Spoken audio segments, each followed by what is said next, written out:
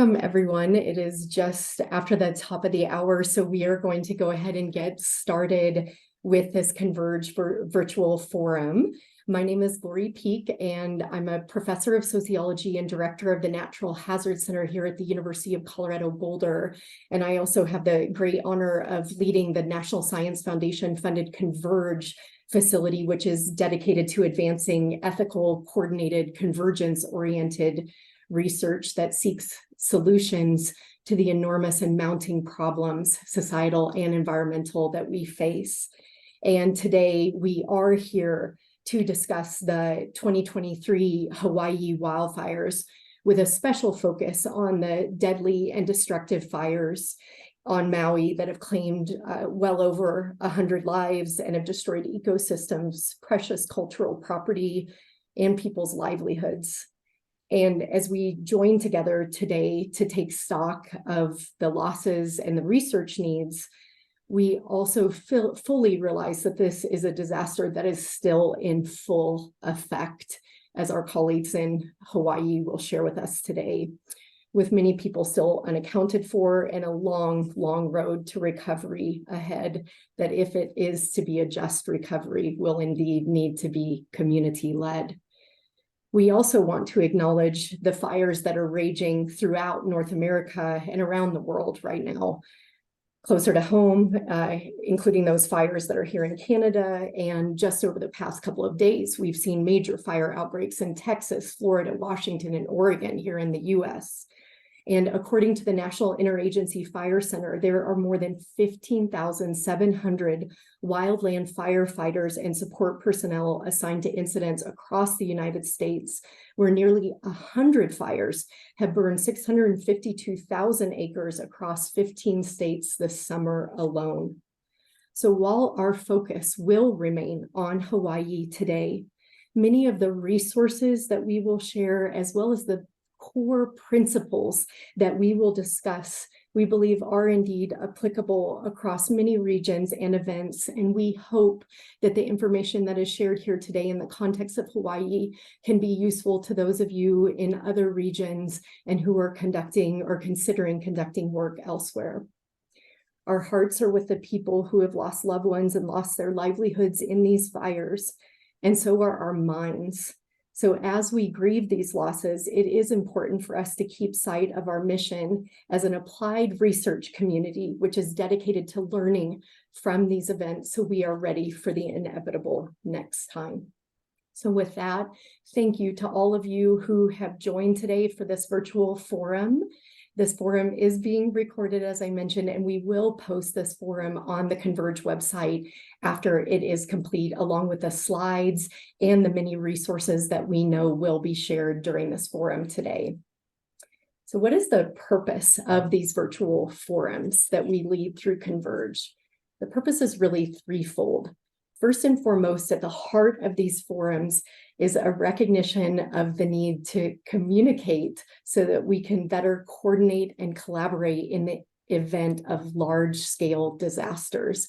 We know that there are many researchers out there who are already planning studies, may have already launched data collection efforts.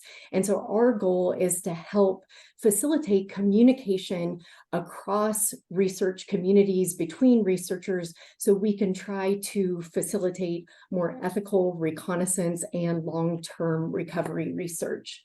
We're also committed to resource sharing. We know that there are many experts on this call with lots of valuable information and knowledge to share. So there will be time to share resources through the chat and also for people to come off of mute and to share with other members of the forum. And then we will also talk about launched as well as planned research with always keeping our eye toward ethical and cultural considerations, research access protocols, and also key research priorities in terms of locally driven research concerns. If you have a question or a comment throughout the virtual forum, I hope we can use the chat box with great abandon. And please know that I'm going to sort of toggle between using the slides and taking the slides down, because for people who know me well know that I like looking at all of you rather than at a PowerPoint show. So I will periodically take the PowerPoint down so that we can look at one another during this forum. So how is this hour going to proceed? So our process is going to look somewhat like this. So we're going to start by sharing some resources and some information about progress that has been made in terms of research coordination, bringing researchers together across disciplines so that we can share what we're learning, data that we're collecting, and work more effectively together in order to reduce respondent burden in affected communities, reduce duplication of effort, but hopefully increase replication, which is always good for science. And so we're going to talk about available research coordination networks that we're going to encourage people to get involved in as possible. We're going to have time for some resource sharing to talk about available platforms and structures for sharing data, accessing equipment, getting cutting edge training materials. And then we will spend the bulk of the time during this forum focused on research projects that are already launched, research projects that may be planned, and also really discussing some research needs, concerns, and priorities. And then we will also have some time at the end to talk about available funding streams and to have an opportunity for others on the call to share. So that's how we're going to proceed with our remaining time. Again, please use the chat function. If you want to just share resources with others, use the hand raise function if you would like me to pause and call on you during one of these sort of segments of the virtual forum. We're looking forward to hearing from as many of you as possible during this hour, because this is really the beginning to a conversation rather than an end. We try to hold these virtual forums soon after major events that we think might garner widespread research interest, so that we have an opportunity to begin that communication process sooner rather than later, and to begin building bridges and networks across research and applied communities. So we're going to start now by just sharing briefly about some of the National Science Foundation and Centers for Disease Control and Prevention funded research coordination networks that exist here. For US-based as well as researchers in other contexts. And so at present, the NSF, along with supplemental support from the CDC, has actually funded 8 distinct research coordination networks that are both bringing researchers together within academic communities, but are also helping us to work more effectively across academic communities. And so for anyone who is on the forum today who isn't aware of these research coordination networks, I hope you will visit the CONVERGE website, and you can learn more, depending on your disciplinary background, about the different networks that already exist for example, geotechnical engineering, the social sciences, structural engineering, public health, and for other disciplinary as well as interdisciplinary communities. We communicate regularly in terms of the leadership of these different extreme events research and reconnaissance networks. And to date, thus far, in response to the Maui fires, the Public Health Extreme Events Research Network and also the Social Science Extreme Events Research Networks are the 2 networks that have been talking about the possibility of sending researchers or research teams when the time is right and deemed appropriate to potentially collect data. And so with that, I'm going to do my first stop share right now. 2 of the leaders of the Public Health Extreme Events Research Network are on here. And so David Eisenman or David Abramson, would one of you like to share with the members of the forum about fear, what your thinking is around these fires, and any other special calls or resources that you want to shout out to the community on this call today? Yes, thank you, Laurie. Really a pleasure. Thank you for inviting us to join you with this. So the Public Health Extreme Events Research Network, or FEAR, was launched with seed funding from the Centers for Disease Control and Prevention and with collaboration from the National Science Foundation. And this is a network that's serving as a platform for the public health research community practice. Whenever there are major disasters, we will be mobilizing a research response in the public's interest. Now, these responses may include virtual or real research teams.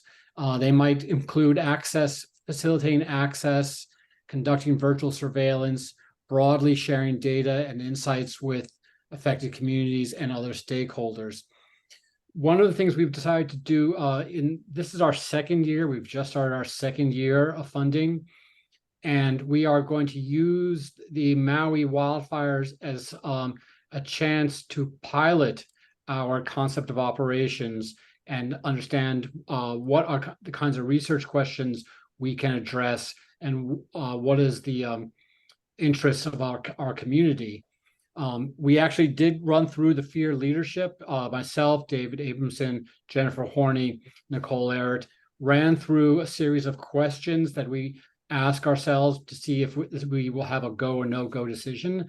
And we think we have at least a virtual go decision here, which I'm going to turn over to David Abramson to describe a little bit briefly and opportunities for members of this call to participate in that. Great. Thanks very much, David. And thank you, Lori, for hosting this and giving us a chance to talk to everybody in this community. So there are a couple of things in the chat that have already been put there. One is our website, which is fearnetwork.org, fear being P-H-E-E-R, one word, Fear Network. And then the other thing that I just put in refers to something that David Eisenman was referencing, which is we're thinking about crowdsourcing a virtual reconnaissance, looking at what data sources, secondary and administrative data sources, would be available to create a quick snapshot of the health and well-being of folks in Maui.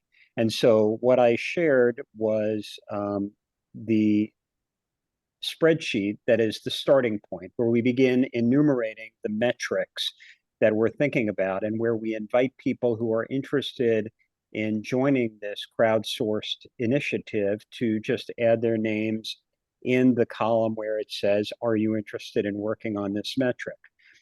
Ideally, what we would do is we would try to find some key data sets: mortality, vital stats, hospital discharge data, perhaps pharmaceutical data, ambulatory care data, dialysis data, as illustrations that we as a group would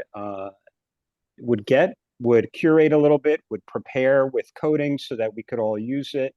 We would provide a quick snapshot of descriptive data.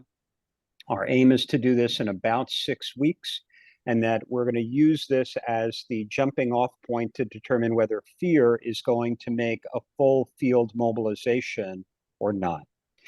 So with that, I'm going to stop. I know there's a lot of other resources that are going to be shared. If you have questions for us, you could reach us at fearnetwork@gmail.com. You can go to the website, fearnetwork.org. You can join the FEER network by going to that website as well. Thanks, Lori. Thank you, David. And I hope you will drop the email. I know we've already dropped the link to the FEER website in the chat, but if you would drop that email, that would be wonderful. And I know Carl Kim and Eric Yamashita are with us from Hawaii, and they're going to be making a point soon about the importance of some of these virtual reconnaissance efforts and these decisions about when are boots needed on the ground and when might research be more helpful from the desk, so to speak. And so thank you for bringing that into the conversation. And again, I know Carl is going to pick up on that point in a moment. So thank you. And thank you for the work you're doing. And I also just wanted to acknowledge on behalf of the Social Science Extreme Events Research Network, which is over 1,500 members strong, most of which are located in the United States, but we do have a global network of social scientists. And on this call today are Jessica Austin and Heather Champeau, who serve as the data analysts for the SSEER network. And one of the data points that they pulled in advance of this virtual forum is of the over 1,500 social scientists who are in the Social Science Extreme Events Research Network, well over 130 of our members have experience with studying wildfires, at least one named wildfire event, if not multiple wildfire events. And so one of the things that we're going to be doing through the SSEER network is reaching back and really trying to learn more from social scientists who already have experience with studying other wildfire events, about what are lessons that have been learned about the human and behavioral and policy dimensions, and also what are the big open questions that might be of great use and application in this particular event.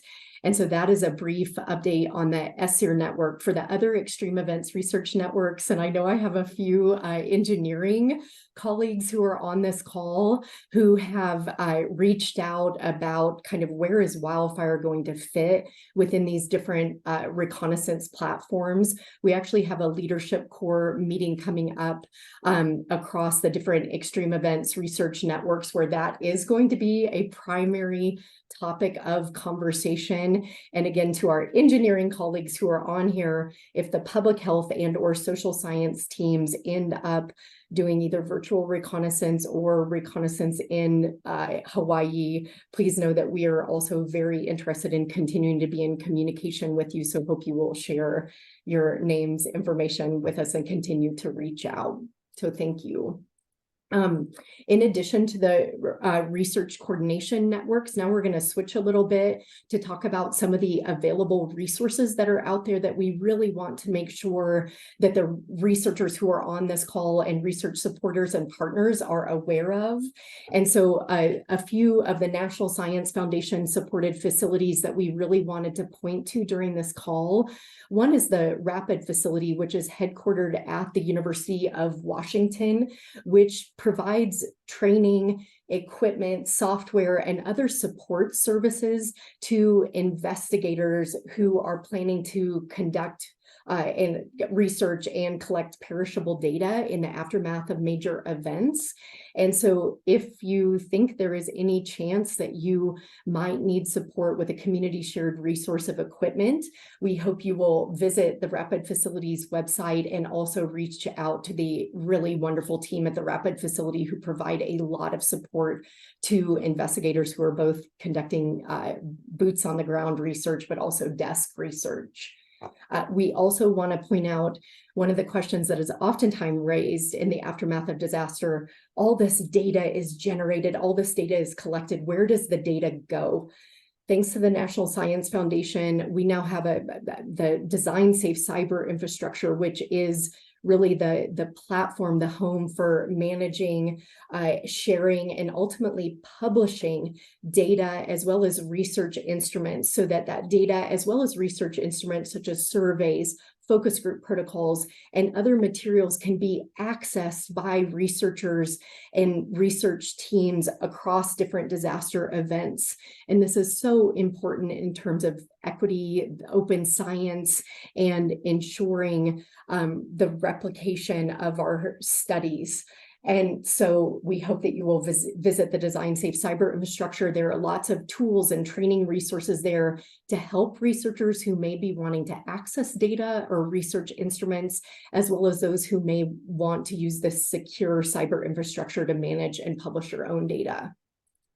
Rachel Adams, could you please come off mute and share about some of the training materials that are available to researchers who may be considering investigations? Of course. Thank you, Lori.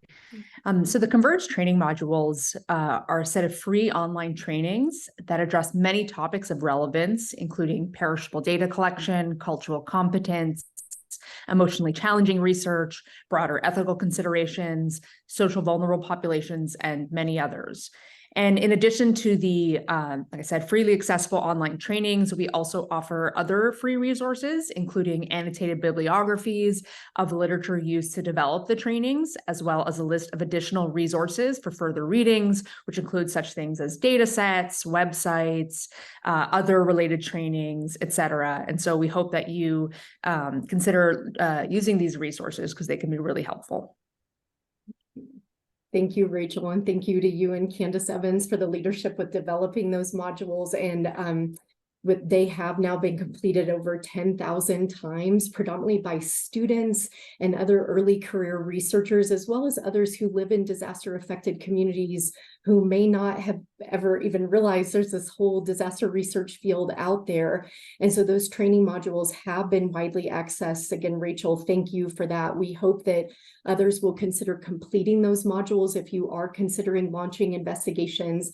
We also have a series of more than 30 check sheets that are available. We've heard time and time again in disasters, wow, I wish I had sort of a brief cheat sheet, a check sheet on how we could do emotionally competent interviews, how we could construct open-ended questions that are effective to ask after a disaster and so forth.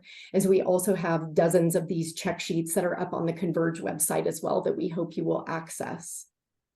Tanya, I'd like to turn the microphone over to you now. If you could please share about some of the resources that the Center for Disaster Philanthropy has been developing in response to this fire and so many other devastating fires. Tanya. Sure. Thanks, Lori. So for those who don't know, Center for Disaster Philanthropy is an organization that's been around for about 14 years. We're a philanthropic serving organization. So that means we help educate and give advice to funders, and that could be individual high wealth donors, community foundations, corporate foundations, private foundations, really anyone who wants to support. So in terms of Hawaii, we have a Hawaii Wildfires Recovery Fund that we set up. We will be giving most of that money in probably 9 months or so.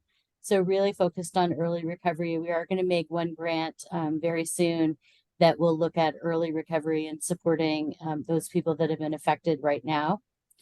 The page that Lori is showing is our North American Wildfires page. This is a ongoing, tracking all of the fires Lori mentioned at the beginning. I just updated today, and there are so many fires to track.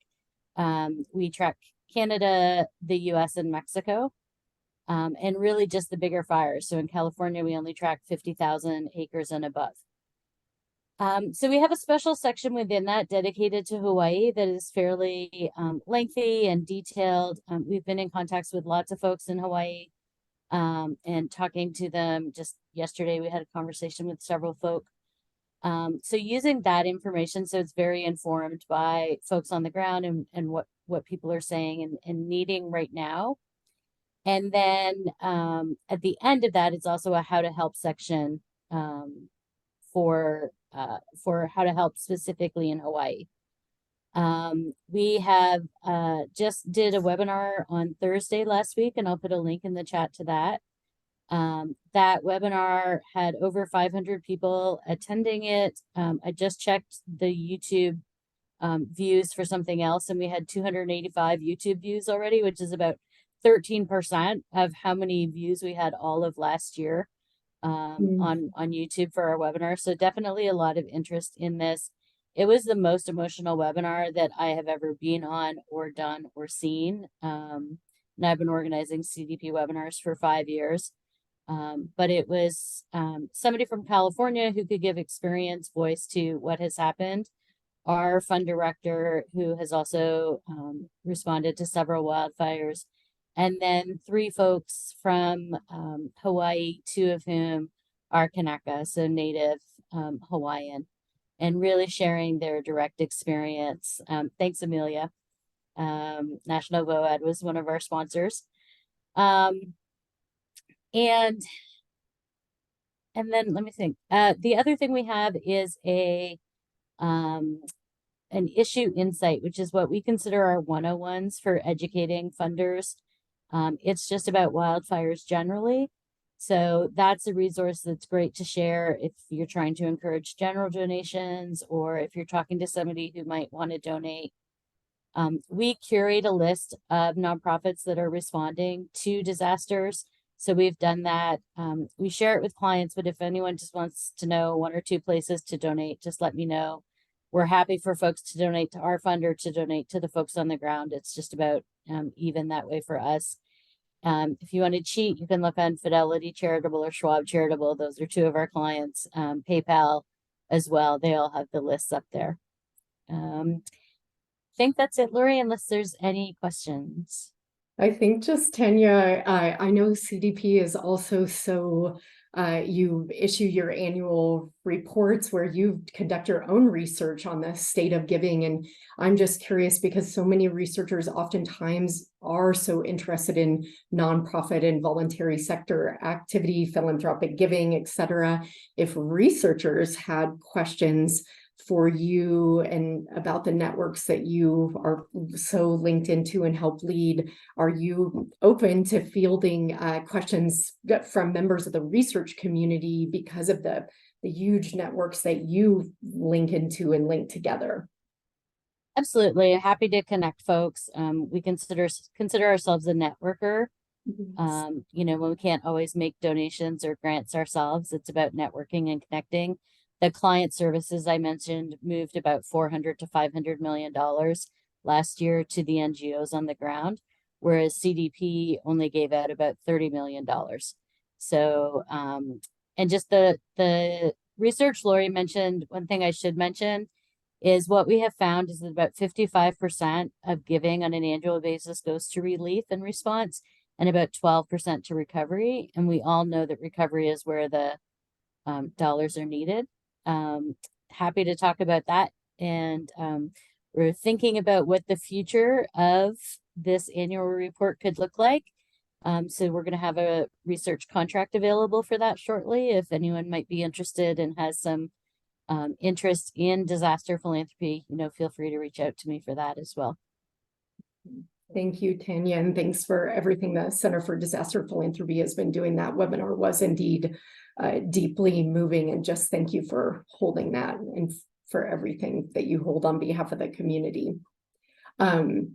So now I just want to put a call out to all of you on the call that if other members of the call have resources or other materials that you would like to share, I think how we might do this is that we'll keep moving through, because we do have several people who I was in touch with in advance of the forum. So I think we'll keep moving through the folks who I was in communication with in advance. But if you have a resource you want to share, an opportunity, etc., know that we will wrap back to this as we proceed with the forum and make sure there is time at the end for the sort of open sharing that we always try to engage in during these virtual forums.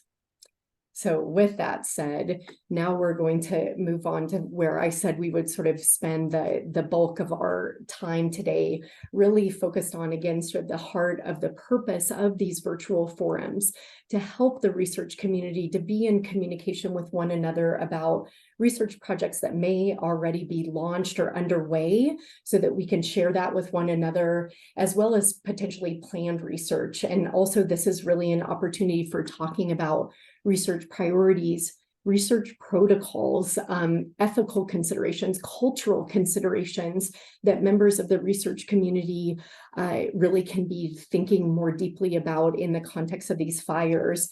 And as we launch into this section of sharing, I'm going to stop sharing my screen for a minute, because I actually want to tell a story about something that came out of over a year ago after the Marshall fires here in Boulder County, that we held one of these virtual forums. And Katie Dickinson was a local survivor, was locally affected here in Boulder County. She's a professor at CU Denver, and she came onto the virtual forum, and she really was wearing two hats, right? As a disaster survivor, but also as a researcher who wanted to conduct a community survey of affected households and households that had to evacuate in the context of the fire. And so Katie put out a heartfelt call during one of these virtual forums. She totally recognized the goal of trying to, again, reduce respondent burden while increasing coordination and collaboration. In the end, Katie and her team brought together more than 40 researchers from the physical sciences, from engineering, the social sciences, urban planning, public health, and many other disciplines, and they created one unified survey with the support of the National Science Foundation. And then they distributed that unified survey to a random sample of affected households. And just yesterday morning, their team held a call with dozens of people from the initial survey development team, where they're now getting ready to release another wave of a report back to the community on the research findings. And so I share that because I just think that is such a powerful example of how, when researchers really do communicate, when we think thoughtfully about how the sorts of creative work that we can do that improves science, but also can really come back to the community. And so again, thank you to everybody who is on here. I do have a couple of people who are queued up who we've been in communication in advance. And so Carl Kim, I'm actually going to, with your permission, Carl had really put together 3 observations. He's already been in the disaster zone in Maui, and I know he and his team at the University of Hawaii have been going absolutely nonstop. And so Carl and Eric, if it is okay for me to turn the microphone and the camera over to you right now. And Carl, I'm going to go ahead and share the screen with that slide that you sent me in advance, if you would like to walk through that now. Thank you. Yeah, thank you, Lori, for all your help, and aloha, and I really appreciate everyone who's on this call, the David and Tanya, the 2 Davids, and Tanya, and everyone else for leaning into this. I'm an urban planning professor at the University of Hawaii, and I direct a FEMA center, the National Disaster Preparedness Training Center, which is a research and training center. I have to say that this has been a very traumatic, devastating disaster. You know, it's really our 9/11 event. I used to say that Hurricane Iniki, which actually occurred on September 11th, 1992, was our 9/11 event. But because of the tremendous loss of life, the loss of homes and businesses and livelihoods at a scale that was never anticipated, this has been a really traumatic event. And I have, you know, this is sort of raw stuff that I'm trying to put together for you all, but there's been a tremendous amount of trauma. There's also been a lot of care and compassion, and really part of what we're trying to do is to sustain all of this positive pro-social behavior that we've witnessed. And so part of that is through trying to coordinate and better communicate all the work, all the good intentions that have come in, and this is a convergence. It's a convergence across disciplines and capabilities, and I think convergence is part of the healing process. And as some of you have noted already, there's so much we can do virtually.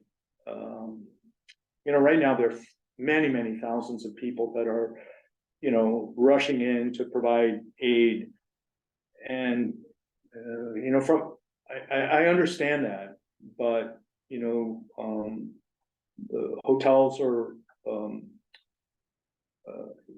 in short supply. We're trying to transition people from temporary shelters to the hotels. So, you know, if you can hold off coming, that's best. I mean, because we are really overburdened with outsiders and many others coming in. So this idea of working with the local community, supporting the local community, and it sounds like many of you have done that, to reach out to understand, the culture, the protocols. This is a very, very special sacred place, and unfortunately, much of that was lost. And I think with that, we do really need to focus on health, mental health, environmental health. I mean, there are real pressing, immediate, short-term needs related to sheltering, related to transitional housing, and then many, many big challenges related to the proper handling of the remains. There are a lot of concerns about hazardous materials in the environment. It is a very toxic environment right now because of the damage that has occurred, because of the debris.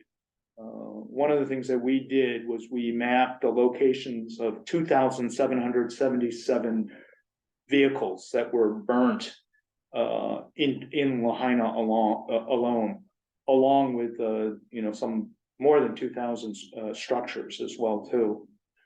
And part of it is trying to understand the hazards that are associated with the damage that has occurred, and so part of it is bringing together the scientists and engineers and others that are involved in not just using the technologies, but understanding the technologies that were destroyed and contributed to the debris, that contributed to the hazardous waste and other things that we have to manage. I think there's an awful lot of science, but also social science in terms of this, and already, we're seeing evidence of the disaster capitalism and the other concerns that we have to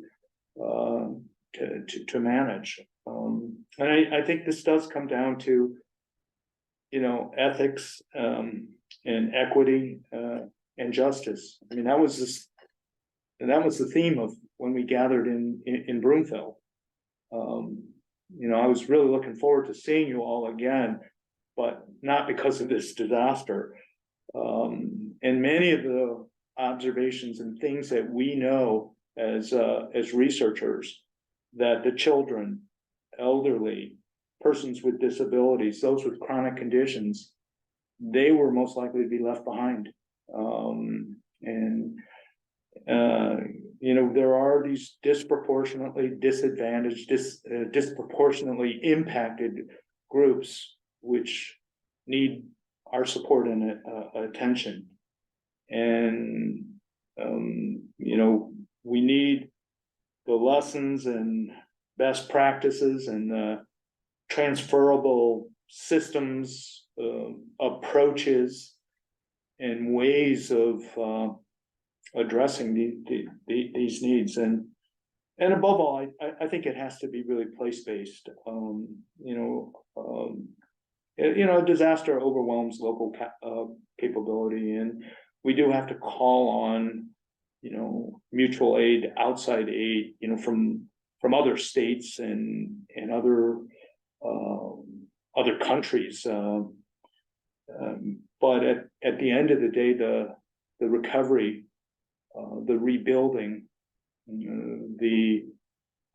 all the work that has to be done has to be with the people, for the people, and by the people who are most impacted.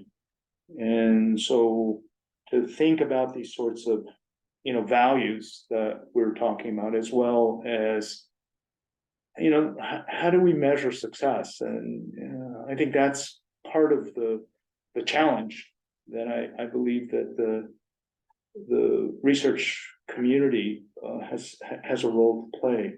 And it is initially, it's right now, it's about response and recovery. Recovery remains, unfortunately. But it does, there's a lot of work ahead in terms of the recovery of the built environment, the natural environment, and especially the social environment. So those are my initial thoughts. And again, I want to thank you all for. I've received many offers and expressions of sympathy and condolences, and I'm very, very appreciative. And I'm sorry I did not answer many emails as well, and so I'm very thankful for you all for coming together and continuing to help in terms of convergence and working together. Thank you.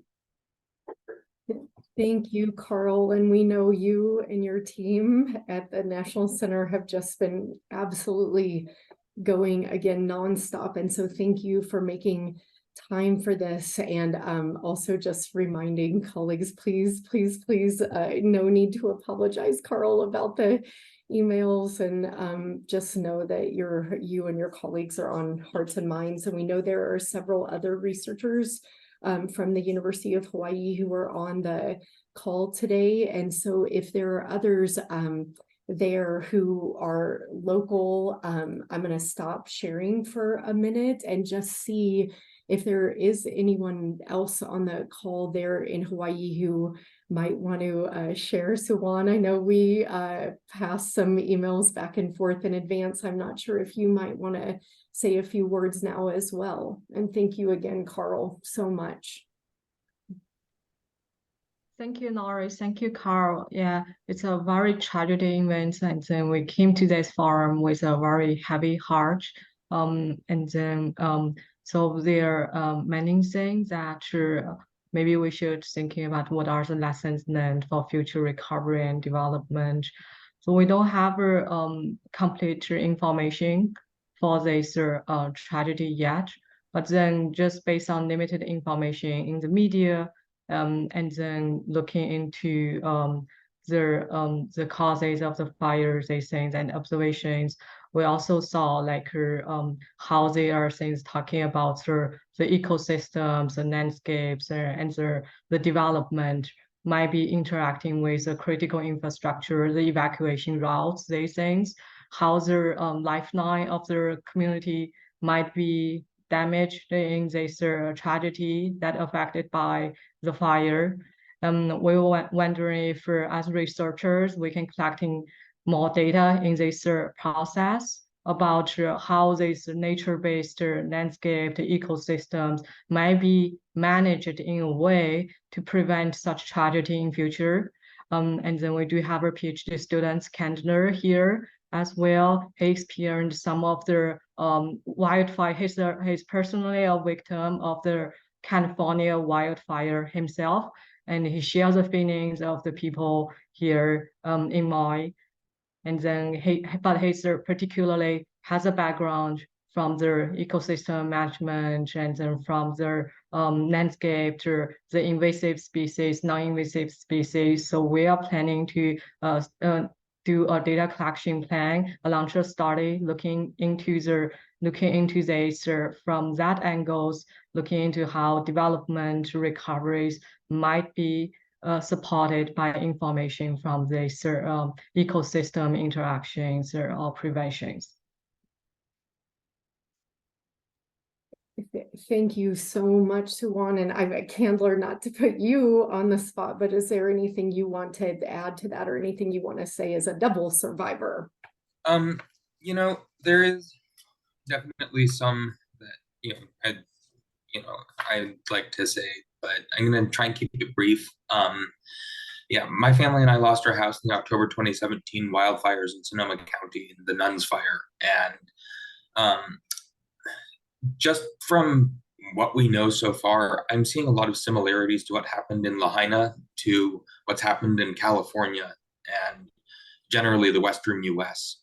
And that's, invasive species, it's a high fuel load, it's management issues with that. And I'm not really trying to put anything down. Now's not the time to do that. But really what Swan and I are wanting to look at is how effective native plants and wetlands that are common to Western Maui, which is where Lahaina's in, for those who aren't familiar with the geography of Maui, at stopping or mitigating wildfire spread compared to areas that don't have native species. And then just also looking at how, like, did that cause some areas of Lahaina to be relatively spared? And, just wanting to do that.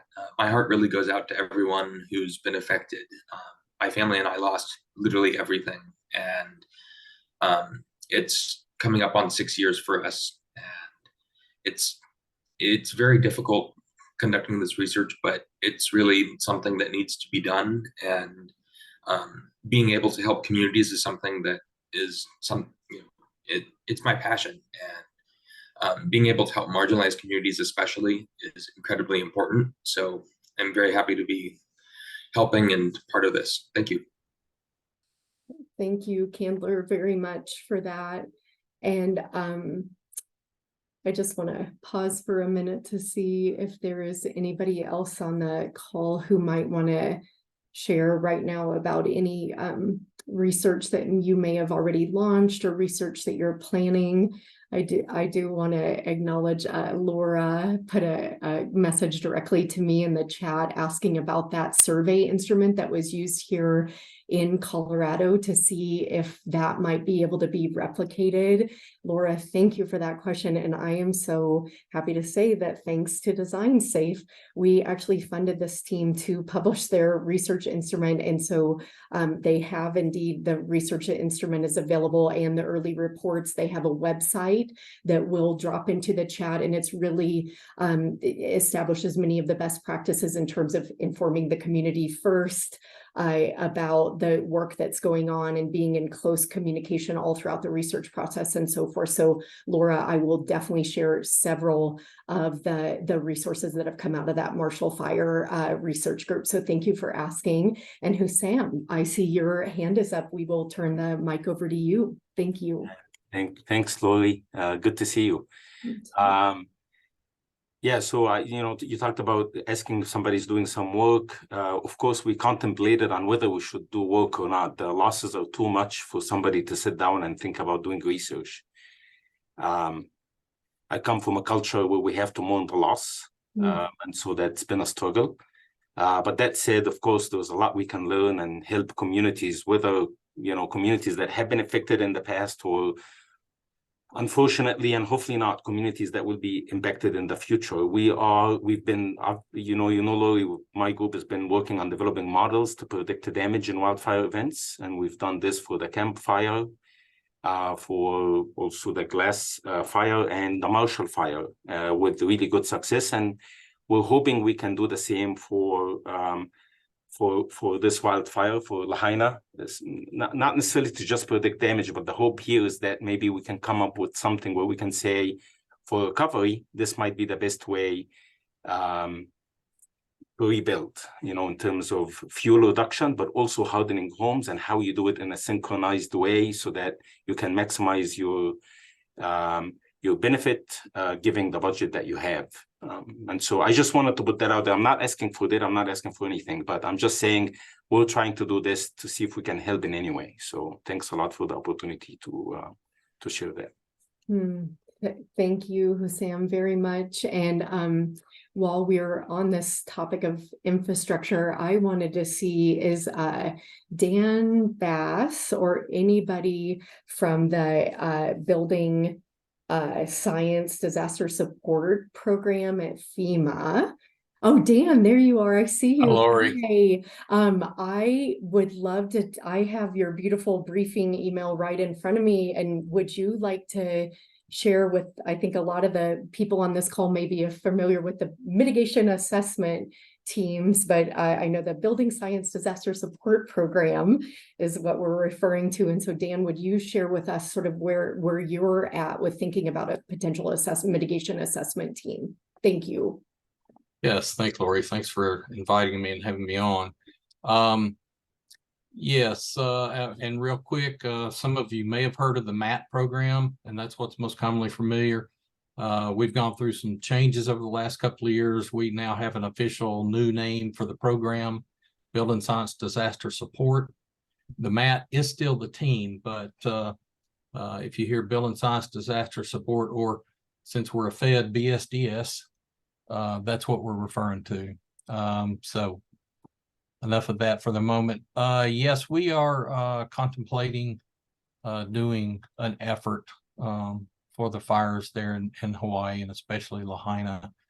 And a lot of what I intended to bring up from our observations and what we've been able to see virtually so far have already been stated by several. So our first wildfire and WUI effort was just recently with the Marshall Fire. And like it's already been stated, there are quite a few similarities that we're seeing. So we're hoping to do a follow-up and start showing patterns of some of these issues. And the non-native species of grasses and the environment like that appear to be a big issue. But when you combine tropical storm force winds and maybe hurricane force winds in places, that becomes a real aggravating factor that can, make some of these fires into really hot blowtorches. There may not be a lot to learn from the engineering and building design point of view, because everything was destroyed, like we saw in the Marshall Fire. But that still is to be seen. There were a couple of survivors that were in amongst all of the burned buildings that would be very interesting to take a look at, and we hope to be able to. One of the real interesting aspects that we've seen is from the building codes and design standards point of view. There are actually several codes that are in force and allowed, which creates an interesting circumstance of what standards are buildings being designed and built to. Of course, that happens over the course of years, and Lahaina has a real long history, and we all understand, that's quite significant. And there's also some inherent cultural design practices and construction practices that come into play that are atypical from the standard codes. So that's something to take a look at. But having, and I'm not going to go through it all. I can copy and paste this into the chat here in a moment, what the code circumstances are, but it makes it really challenging to know, one, to enforce if you're a local community, if you're enforcing codes, and for designers and contractors to know what to build to. So that's a really interesting circumstance that we've found that we want to look into. With that, I think I'll stop unless there's any questions. I don't want to take up too much time. I know we're getting close to the end of the call, but I'll leave it with that unless there's some specific questions. Well, I guess another thing that it probably will be a little bit down the road before I can get approval and funding to do an investigation from the Building Science Disaster Support Program. Dan, that's what I was going to ask. I know you are, as with everybody on this call, being very sensitive to the timing and what we've heard on the call. Would you be willing to share your email in the chat if there are people on this call who might be interested in following what's happening with the mitigation assessment team if it does move forward? Especially, as you said, there are so many people on this call who really are working at that nexus of culture and policy and infrastructure and human behavior, and might be amazing members to join the MAT possibly. So thank you, Dan, for joining us and for sharing your email if you are willing and able. Thank you. Yeah, absolutely. Yes, and thank you. Liat, I see the email that you put, or the note you put in the chat. I'm going to circle back to you in a moment if you would be willing. I know we are down to about 5 minutes remaining, so I just really quickly wanted to share a few funding opportunities that are available to those who may be considering launching an investigation. And so we're going to start with, I believe, our colleague, Dr. Jack Mazzaros from the National Science Foundation is on here. If Jack would be willing to share any words about, for those who may be considering an NSF rapid or even just a regular NSF proposal around these fires or other fire events. So Jack, if you would take the mic, please. Thank you. Happy to. I will move swiftly. I can't help though but stop and observe that NIST has deployed for the official National Construction Building Council study on this fire. And so I'm hoping, Dan, that you'll be coordinating with them. They have reached out to us to make sure that we are aware of what's going on in the disaster research community academic side. We can make sure that appropriate coordination happens, because you are diffuse, but you are in some ways part of the federal effort, especially if you're funded by us. But you know, for several other kinds of disasters, we have an official coordinator for federal science. We don't yet have that for wildfire. And so that's one of the things that's going to be emerging. And personally, I also think that the community has gotten so brilliant about not trying to have everyone on the ground in the disaster for so many important reasons. NSF has these rapid awards that we can offer. They're not appropriate to virtual reconnaissance, because the essence of a rapid award is that there has to be severe urgency to gather data that would otherwise degrade or disappear, or such that the opportunity would be lost to conduct a scientific inquiry. So NSF believes in full peer review. They allow us to waive that and rely on internal review and a fast process if the data would be lost, if people don't get into the field. So I hope everyone understands that criterion, because the need to understand is not the criterion for a rapid, because everyone has great ideas about things that it would be important to understand. Most of those are appropriate for regular review. But if what you have is a situation where the data would disappear and the opportunity lost, then what you have there is a potential rapid. We make these fast, so you do a quick turnaround, internal review only. You only have to write a 5-page proposal, but before you can write a 5-page rapid, you have to contact your program officer, or the relevant program officers, I should say, and ask if this is something we would invite a proposal on. And I'm about to send you guys some guidance on rapids from our grant proposal guides. If you just search for proposal and award policies and procedures guide and go to that section, you'll find the guidance on rapids. So you have to send an inquiry and do it in writing in an email, because it's too hard to do these things over the phone. Also, because if it's not something we don't consider appropriate to our program, we could share it with somebody else. If it's in writing, you want to make sure that you describe what's the scientific opportunity here, what's the literature that's going to be advanced, what's the fundamental understanding that's going to be advanced. And then you want to be able to say why this is a rapid. So what's the data that is going to go away?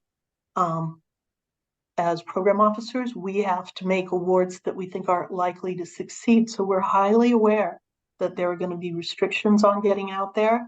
We are aware that people going alone are less likely to be gathering data that other people are going to use. So the kinds of connections that you are building in this forum can lead to really potentially useful rapid proposals. So I just want to encourage you to continue in those directions. A rapid can be up to $200,000. and a 1-year duration, but I will say that for certain fields, 200,000 is a stretch. But we are here. Reach out to us. Oh, and if you have something you think might be relevant to a couple of different program officers, write to them all simultaneously. It's really inefficient when we have multiple people responding to the same person. Thank you. Thank you, Jack. And I see Dan Bass's hand went up. Dan, did you have a response to Jack? Yes, one comment in relation to access to sites. It's pretty locked down right now from the emergency management side.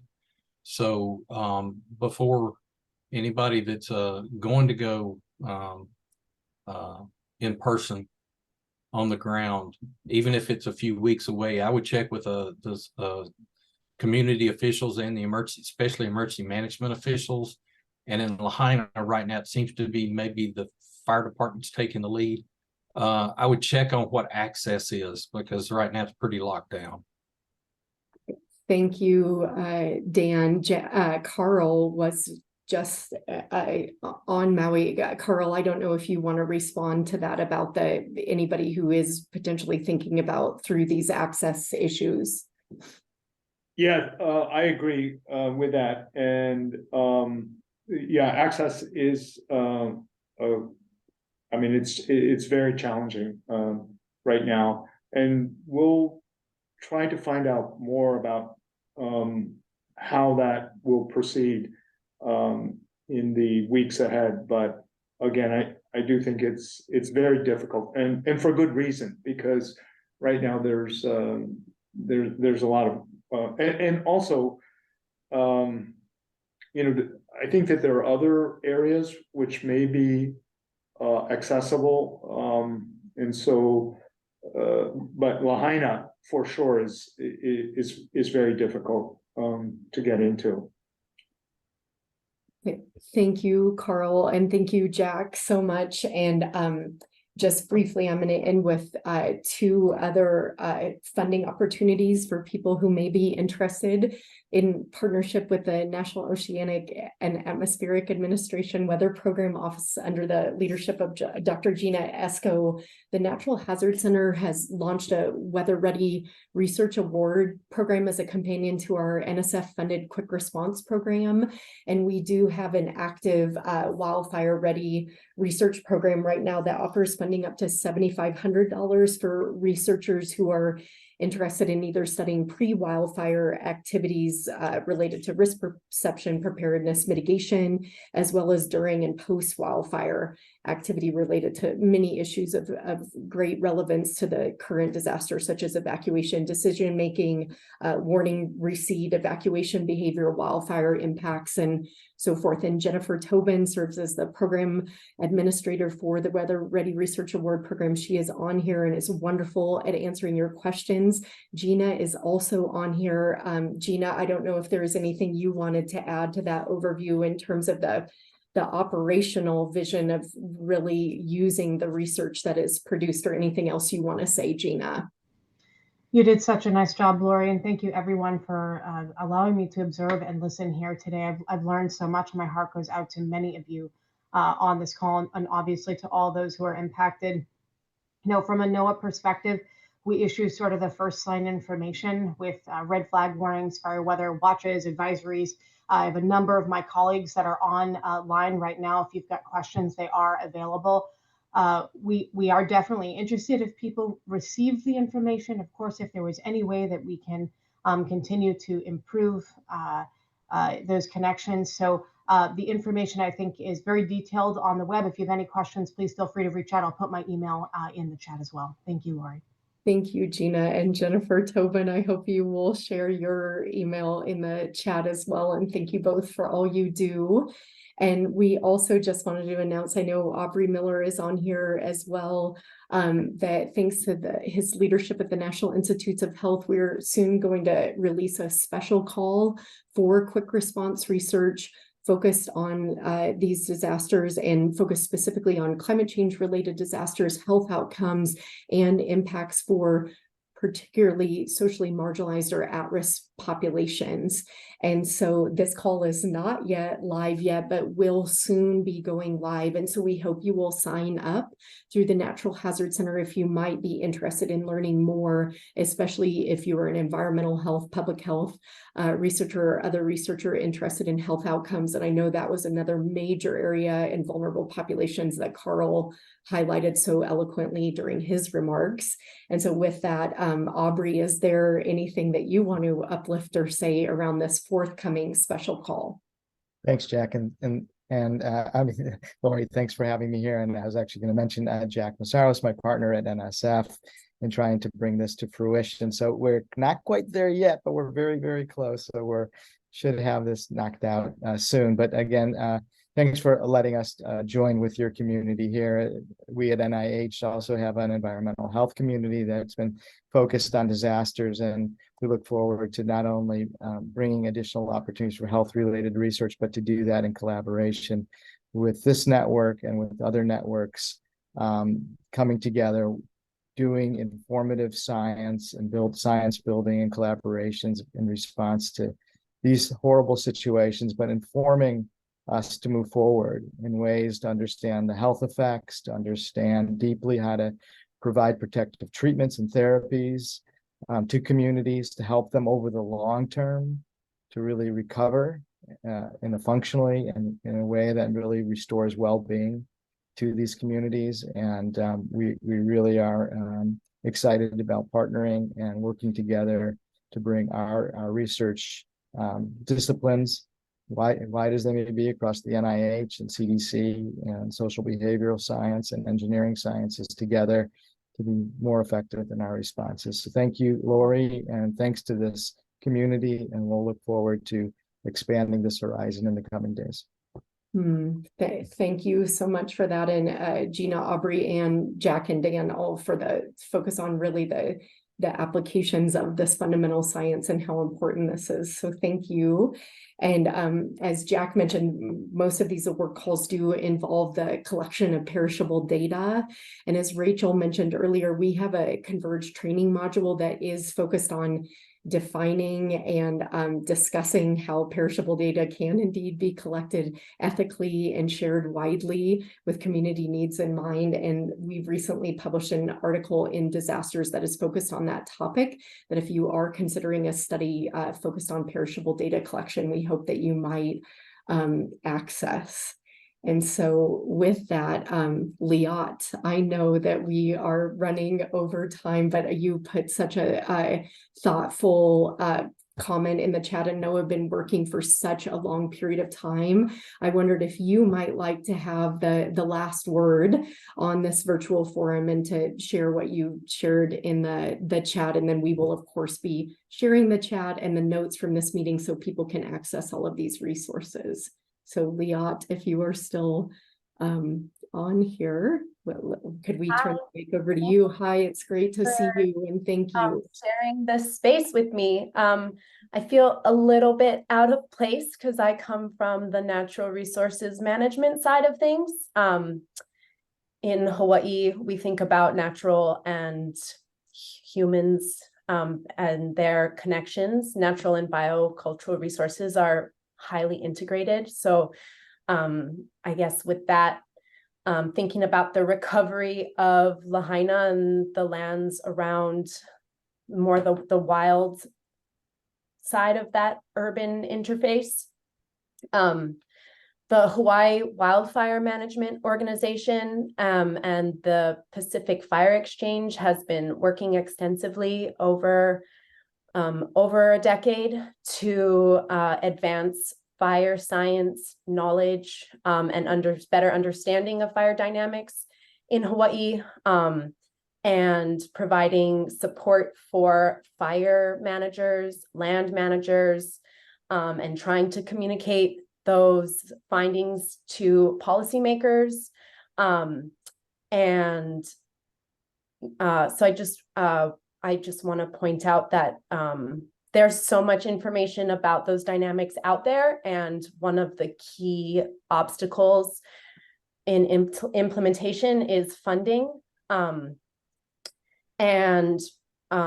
so some key players who know that landscape so well would be the watershed partnerships. Uhiwai manages historically managed Leeward Haleakala from the cloud forest up to the summit, and has recently expanded to be Mauka to Makai management. And then Mauna Kahalawai Watershed Partnership manages that West Maui mountain landscape, more in the upper reaches of the watershed, but Wildfire in those degraded lands in between, right? That Wildfire band in between the intact native ecosystems and the urban coastal setting has been on their mind. It threatens all the resources along its margins. So they,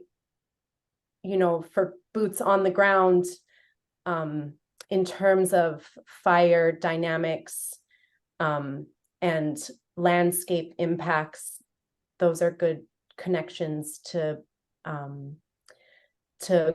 partnership with. Leah, thank you so much for those comments and for bringing that into the virtual room, and just a reminder of the knowledge that already exists and the networks that are there and the bridges that are to be built. And thank you for starting that, and thank you for joining us, and thank you to all of you who are here today. Again, we will post this recording. We will post the slides with the resources. We will download the chat and share the chat, because I know so many of you have so generously shared throughout the forum. And so thank you for that. Thank you for everybody who spoke today. Thank you for everybody who listened. And thank you for everyone who decided to dedicate this time today to this. Again, this isn't an end, it's a beginning. And we are especially grateful for our colleagues in Hawaii who are there with us today and are helping us to get a sense of the context and helping us to see how far we have to go. And so thank you, everyone. We will stay on here, but we're going to end the formal virtual forum now. But if anybody has any questions or comments, we'll be on here for a few minutes. Please take care of yourself and others. And we look forward to seeing you again soon. Thank you, everybody. Thank you. Thank you, Lori and Jennifer. Thank you, Jack. Thank you so much. Thank you very much. Thank you, Chengwan. It's really good to see you. Yep. Yeah. Thank you all. Thank you, Dan. Thanks for the update. Thanks. And I hope you get some good context if the mat does launch. Yes, thank you. Yeah. Thank you. I'm looking forward to hoping to. Thank you. And Heather, thank you so much for keeping up during that and just for sharing the links. And it was so great to see the other links that were shared. So thank you very much. Go. Oh, and hi, Natalie. It's so good to see you. Hey, Hi. Lori. Hi. I just wanted to jump in just for 2 seconds now that the Yes. sort of formal agenda had concluded. 2 particular issues that we're very focused here on from the Human Services end at the Department of Health and Human Services are, one, the cultural dimensions of loss that's associated with this wildfire, and what sort of restorative and supportive services and how like federal services can be supportive of that sort of trauma and loss and reconstitution. What we've heard from some of our grantees is just this liminal space and place between the loss of elders and then also the loss of youth, like children, right? Mm-hmm. So the aspect separately as the Administration for Children and Families, those are 2 really key issues that have been present and have sort of surfaced pretty prominently across the conversations that we've had with regard to loss of culture, loss of some of the elders, loss of children, how that sort of that mourning process, and then how the federal programs really work or don't in acknowledging and being supportive of the community's pathway through this. And then separately, just, you know, in much the same way that we've had other research on the impacts and effects of sort of disasters on children and youth. We remain very focused on what that looks like, especially as we look to some of the supportive things that we can put forward through our offices of Head Start and so on. So just a couple of things that have surfaced in our preliminary conversations. And, you know, if there's further information as we dialogue with leadership officials over the next tomorrow and the next few days and into next week, we'll certainly share that with you. And if there are any sort of researchers that are thinking through or would be interested in some of those connections to some of those folks, we're happy to facilitate them. Oh, Natalie, thank you for both of those two key pillars, duly noted. And I think this is really going to be important for feeding into the two networks that may be launching. And I think, Carl, what you absolutely feeding into the third key point that you made in your presentation of the key research needs. And so just Natalie, thank you. And thank you for adding that element of where this research might really go, that it really could help inform the Head Start and the other programs. So thank you. Ooh. Yeah. Carl, thank you again for speaking today and for preparing the slides and for everything you did. Yeah, thank you, Lori. Thanks, everyone. And you know, part of what we're trying to do is to map the locations of schools and preschools and other facilities that were destroyed. The other large problem that we have with this area was that it was a historic district, one of the first historic districts in the state of Hawaii. And so that has meant, you know, there were a lot of toxins, lead-based paint, the use of Oceanic, which is derived from sugarcane, which they treated with arsenic and asbestos. And so one of the things that we're currently working on is mapping the locations of those historic structures, both in terms of what was lost, but also in terms of many of the challenges associated with the management of toxic debris. And so we, you know, and again, you know, we're trying to pull things together, and I think this type of convergence is really part of the healing process. And so I want to thank you all for coming together and sharing. And I hope we can continue to work, because this is going to be a long time to get this to return to a sense of normalcy, but also just the long-term recovery challenges are very large. And as you heard, and they're not unique to Hawaii too. I mean, there's some things that are quite unique and special about Hawaii, but so much of this really is universal. And so thank you, Lori. Thank you, everyone. It's good to see you all. You too, and thank you. And I hope you have a great rest of the day. And Carl, we are here and look forward to continuing to support and uplift your team in every way we can. So looking forward to talking to you again soon. Yeah, thank you. Thank you. Okay, bye, Heather. Thank you. Bye-bye. Bye. Thanks, Heather.